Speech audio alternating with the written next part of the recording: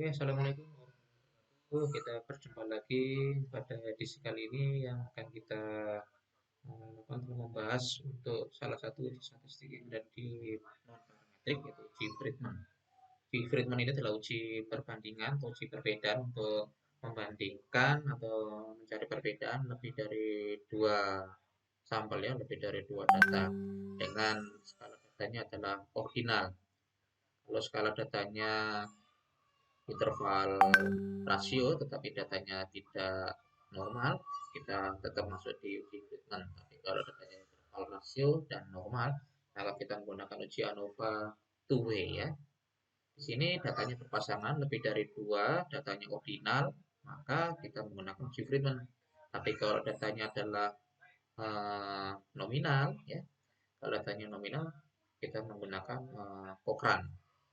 Nominal Cochrane, kalau ordinal Friedman, kalau interval rasio tetapi tidak normal, kita menggunakan Friedman. Kalau interval rasio dan juga normal, maka kita menggunakan uji ANOVA two way ya, dua arah. Oke, ini uji Friedman sebagai pengembangan dari uji Wilcoxon ya. Uji Wilcoxon itu membandingkan dua buah data yang saling berpasangan dengan skala data ordinal. Kalau membandingkan dua data berpasangan ordinal itu menggunakan uji Wilcoxon, tapi kalau lebih dari dua data berpasangan dan ordinal kita menggunakan uji. Ini ada salah satu contoh kasus di mana hipotesisnya tadi seperti itu, harmonnya tidak ada perbedaan yang signifikan dari reaksi dan keaktifan siswa dari penerapan 4 metode belajar, satunya terdapat minimal sepasang hasil reaksi dan keaktifan siswa yang berbeda secara signifikan dari penempatan 4 metode belajar ya.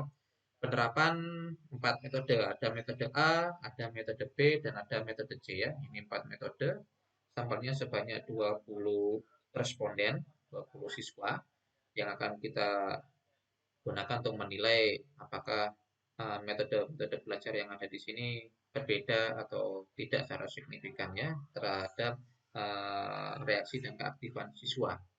Jadi kalau diberikan metode A, bagaimana reaksi dan keaktifan siswa dalam belajarnya dengan menggunakan metode B seperti apa, dengan menggunakan metode C seperti apa, dan menggunakan metode D seperti apa. Ini akan kita bandingkan ya. Dimana dengan kategori penilaiannya, satu itu dikatakan reaksi maupun keaktifan siswa itu buruk, dua itu sedang, dan tiga adalah baik. Ya, semuanya kita coding dengan angka 1, 2, dan 3. Oke, itu H0-nya dan H1-nya ya. H0-nya berarti tidak ada perbedaan yang signifikan dari reaksi dan keaktifan siswa dari penerapan 4 metode belajar. Sementara satunya adalah terdapat minimal sepasang ya, hasil reaksi maupun keaktifan siswa yang berbeda secara signifikan dari keempat metode belajarnya. Oke, kita coba langsung menggunakan SPSS ya. Oke, ini datanya. Kalau kita klik ini, ya ini angka. Tapi angkanya adalah angka yang sudah punya arti, artinya kita melakukan coding ya. Variable view-nya kita sudah coding seperti ini. Satu buruk, dua sedang, tiga baik, sehingga datanya adalah ordinal. Kenapa ordinal? Karena dari kriteria ini selain beda kita bisa membandingkan ya. Baik lebih bagus daripada sedang dan sedang lebih bagus daripada buruk ya. Jadi ada perbandingannya sehingga dikatakan ordinal. Oke, kalau di uji parameter kita butuh yang namanya uji asumsi normalitas data, tapi di sini datanya adalah data kategori, sehingga data kategori tidak perlu dilakukan pengujian normalitas, sehingga kita langsung saja ya.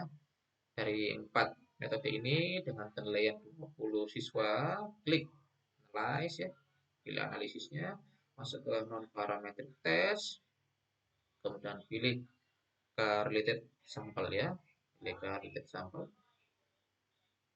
Oke, keempat metodenya silakan pindahkan ke tes variabel. Tipenya pilih Friedman karena datanya dari A, B, C, D ini adalah data ordinal. Kalau nominal kita pilih Cochrane ya. Kita pilih Friedman, statistik coba kita tambahkan centangan di deskriptif. Kalau tidak perlu dicentang. Continue ya, pastikan Friedman, kemudian kita oke. Ini outputnya, ini muncul deskripsinya. Kalau tadi dicentang maka akan muncul seperti ini, di mana metode A sampai metode D itu respondennya ada 20 sama semuanya dengan rata-ratanya seperti itu ya. Tapi kalau di statistik, kalau di pengujian seperti ini tidak pas kita menggunakan rata-rata karena datanya adalah kategori. Data kategori tidak pas kita menggunakan min. Yang cocok adalah kita menggunakan modus itu ya, yang paling banyak yang mana. Oke, kalau kita lihat di sini di pengujian Friedman test ya, dilihat asymptote signifikannya adalah 0,003.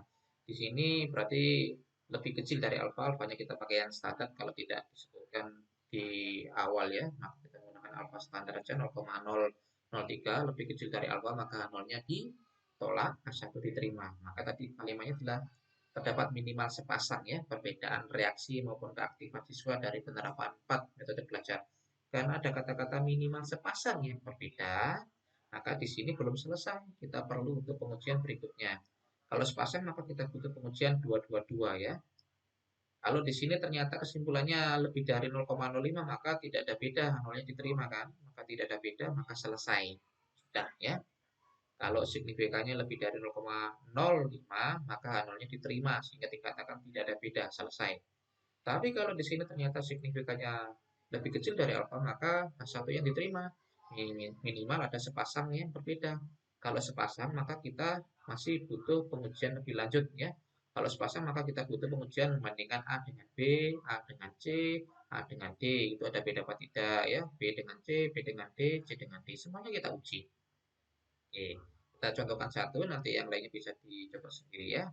Oke, kita coba bandingkan A dengan B. Kita klik analyze, non-parametric test, kemudian pilih to related sample.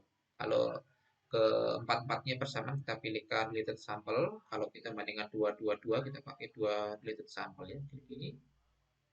Oke, kita pilih 1 sama 2. A sama B kita masukkan. Kemudian A sama C kita masukkan ya. Dua-dua kan A sama D dimasukkan. Lalu B dengan C kita bandingkan, B dengan D kita bandingkan, C dengan D terakhir kita bandingkan. Jadi ada 6 perbandingan ya. Kemudian kalau sudah selesai kita pilih Wilcoxon karena datanya adalah ordinal. Kalau datanya nominal kita pilih McNamara ya. Perbedaannya jangan sampai salah. Kalau Wilcoxon ini yang datanya adalah ordinal, kalau McNamara ini datanya yang nominal. Oke, optionnya kita tambahkan coba tantangan di deskriptif, kita continue terus oke ya. Oke, ini perbandingan 2, 2, 2 karena tadi disimpulkan bahwa minimal ada sepasang yang berbeda. Kira-kira sepasang itu yang mana saja? Kita lihat di sini ya. Nah, sepasangnya di sini ini outputnya, tapi kita fokus saja yang terakhir ya. Fokus saja, ya tidak bingung. Ini membandingkan metode B dengan A untuk reaksi dan keaktifan siswa di mana metode A dengan metode B signifikannya 0,008 ya.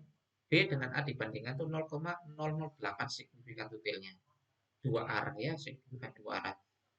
Bisa ada beda, bisa tidak ada beda ya. Maka di sini A dengan B itu 0,08, berarti dia lebih kecil dari alfa 0,05. Maka B dengan A dikatakan terdapat perbedaan ya yang signifikan terkait dengan reaksi dan keaktifan siswa dalam penerapan metode belajar tadi ya. Metode belajar B sama A itu memiliki perbedaan yang signifikan untuk reaksi dan keaktifan siswa. C dengan A 0,083 lebih besar dari alfa, maka nolnya diterima. C dengan A maka tidak ada perbedaan signifikan. D dengan A 0,017 dia lebih kecil dari alfa, karena lebih kecil maka nolnya ditolak. Satu diterima, maka D dengan A berbeda signifikan. C dengan B juga lebih kecil dari alfa, berbeda signifikan. D dengan B tidak berbeda sama sekali. D dengan C berbeda signifikan. Jadi yang berbeda signifikan itu perbandingan antara metode belajar B dengan A, ya, D dengan A, lalu C dengan B, kemudian terakhir D dengan C. Ya. Kalau C dengan A ini tidak ada perbedaan signifikan, artinya sama aja menggunakan metode A maupun menggunakan metode C sama.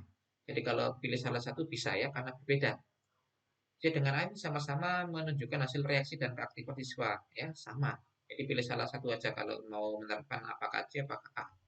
Kemudian yang D dengan B juga sama. D dengan B ini sama, artinya kalau pilih salah satu bebas mau pilih D, mau pilih B, monggo ya bisa. Karena disimpulkan dia memiliki kesamaan, tidak ada beda sama sekali. Tapi jika diberi pilihan mau B atau A, karena di sini ada perbedaan signifikan, pilih yang mana yang terbaik antara B sama A. Kalau B sama A ada perbedaan, maka yang bagus yang mana? menunjukkan reaksi dan keaktifan siswa, pilih dari rata-ratanya tadi. Nah, kalau kita lihat di sini, eh, tadi kalau dilihat yang buruk itu satu, yang bagus itu tiga ya. Kalau dilihat di situ maka minnya yang paling tinggi, yang paling bagus. Padahal kalau kita lihat di sini, mestinya kalau di pengujian parametrik itu tidak muncul min, tapi yang kita munculkan adalah mestinya itu adalah bagus ya, yang paling banyak. Tapi kalau kita masukkan dalam bentuk coding angka, dengan tulisan tadi dengan coding di awal satu itu buruk, dua itu bagus ya, misalkan satu yang paling tinggi yang paling oke, maka rata-rata yang paling tinggi yang lebih bagus. Kalau dilihat B dengan A itu ada bedanya signifikan, maka kalau disuruh memilih B sama A, pilih metode yang mana? Kita lihat sini, ternyata yang paling tinggi adalah B, maka kita bisa memilih metode B jika ditawarkan mau menggunakan metode A atau metode B dalam meningkatkan reaksi dan keaktifan siswa di kelas. Maka kita pilih ya B ya. Kan, kalau kita disuruh memilih D atau A, ada beda kan? Lebih kecil dari alfa. D sama A, pilih yang mana? D sama A? D sama A ya, kita pilih yang D ya. Kemudian C sama B juga ada perbedaan. Kalau ditawarkan C sama B pilih yang mana? Ya pilih yang B gitu ya. Karena B-nya lebih tinggi daripada yang C. Terakhir misalkan metode D sama C, pilih yang mana? D sama C. Ya pilih yang D sama C. Kita lihat ya. D sama C ya pilih yang D 2,15 ya. Jadi perbedaannya bisa kita lihat di situ ya. Jadi secara keseluruhan itu terdapat minimal sepasang yang berbeda, maka kita lanjutkan lagi sepasang-sepasang itu yang berbeda mana saja, kita lanjutkan menggunakan uji Wilcoxon ya, karena dua-dua. Kalau dua Wilcoxon, kalau lebih dari dua kita menggunakan uji Friedman ya. Ini dengan kategori skala data yang sama ya, ordinal. Oke, demikian untuk penjelasan terkait dengan uji statistik para non parametrik menggunakan Friedman dengan mencoba melanjutkan dengan catatan tadi kesimpulannya adalah minimal terdapat perbedaan yang signifikan ya, terdapat sekelompok yang berbeda karena ini adalah lebih dari dua, maka kita menggunakan pengujian lanjutan Wilcoxon. Tapi kalau kesimpulannya di awal tadi di Friedman tidak ada beda, maka ini tidak perlu dilanjutkan lagi. Karena ini kebetulan terdapat minimal sepasang yang berbeda, maka sepasang-sepasang itu yang kita lihat perbedaannya, kita lanjutkan dengan Wilcoxon ya. Oke, demikian yang bisa saya sampaikan untuk pengujian statistik non parameter menggunakan Friedman seharusnya, tapi ini ditambahkan dengan Wilcoxon karena butuh pengujian tambahan ya. Oke, kurang lebihnya mohon maaf jika ada yang perlu ditanyakan bisa kontak saya ya. Saya akhiri, sampai ketemu di kesempatan berikutnya. Wassalamualaikum warahmatullahi wabarakatuh.